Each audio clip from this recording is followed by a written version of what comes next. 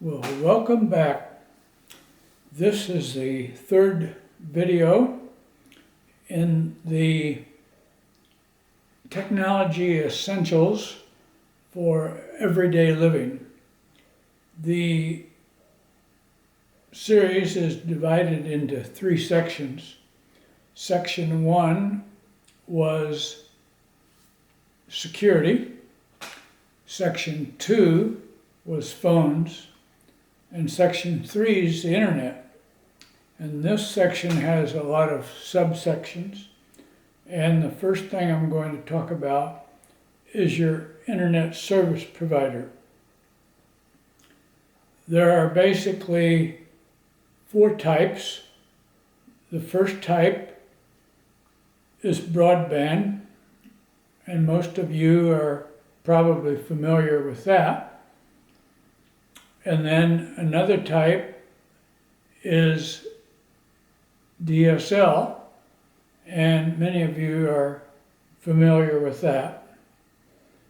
A third type is fiber, and probably not too many of you are familiar with that. And the fourth type is satellite, and probably very few of you are familiar with that.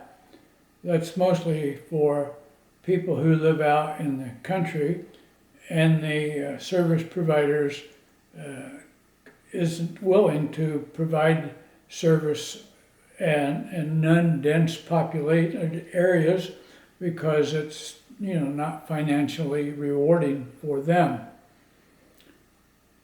The first that I talked about here is broadband.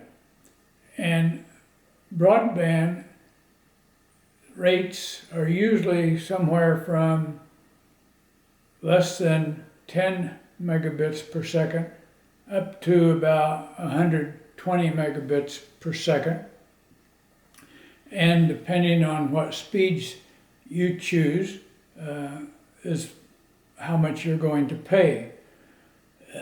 For all practical purposes, if you have about 15 megabits per second, that's enough to stream movies and have a few people looking on Google to look up something. If you have a large family and you want to watch a lot of movies at the same time without having reloads, then you probably need to subscribe to something like 40 or 50 or 60 or even 120 megabits. On the broadband, that's delivered to you physically on a coaxial cable, and then it goes through a modem and is then delivered to you either through an Ethernet cable, which is called also a Category 5 cable, or the Category 5 or Ethernet cable goes from the modem to a router, and then the router is typically set up as wireless so that you can use Wi-Fi and you don't have to mess with wires. However, you can run a wire from a modem to a computer, or you can run a wire, a Category 5 cable from a modem to a router, and then you can run more of those, typically up to 4 of those cables from the router to, say, 4 laptops. Most people don't do that today, and people who only have one computer don't really need a router.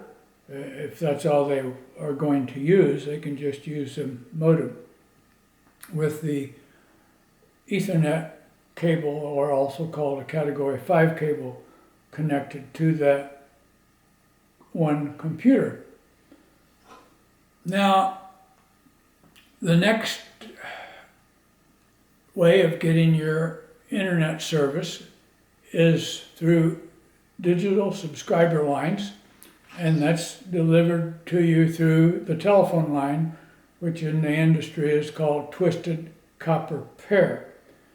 And unfortunately, about the fastest speed that they can get out of that is 6 megabits per second. And that's enough, if you're lucky, to watch a movie, perhaps with either no reloading or very little reloading. But if you have other people wanting to use the system, DSL is not a very good way to go. The next option, of course, is fiber. And fiber is it's by photocells. It's extremely, in other words, fiber works on light, and it's extremely fast, and a fiber cable can be as about the thickness of one of your strands of hair, and a cable that isn't very big can carry hundreds or thousands or tens of thousands of transmissions at the same time. And AT&T provides fiber, and maybe some of the other internet service providers. And if you have that and you have a router which would then give you Wi-Fi, you can get all the movies and all the games and whatever the requirements may be in your domain. You could have maybe a half a dozen kids playing games and watching different movies at the same time. The last option is satellite. And satellite, of course, is typically used by people who are out in the rural areas, and they pretty much pay quite expensive rates to get a high bits per second. And one of the problems with a satellite is because of where it's at up there, and you're down here, is what's called latency.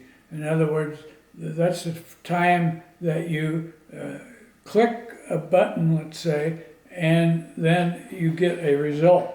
So you initiate an event, and then the time from initiating the event, or pressing the button, if you will, and then getting the result is called latency. And latency is not bad or not good for game players. That pretty much wraps up what I want to do on this video number 3. I do want to restate what I said in the first video, is YouTube, YouTube, YouTube, and that's for something that you want to know how to do.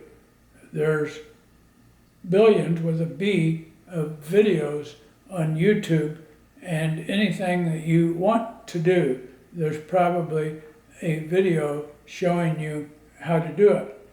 And the other thing from the first video is backup, backup, backup. That's not real hard to do. It's fairly cheap. And if some of these hospitals and municipalities had been doing that, they wouldn't be in the shape they are today. In your case, in my case, they're probably not interested in us. But just the same, if we lost all our photos or some spreadsheets and things like that, we would not be very happy campers. So until next time, adios.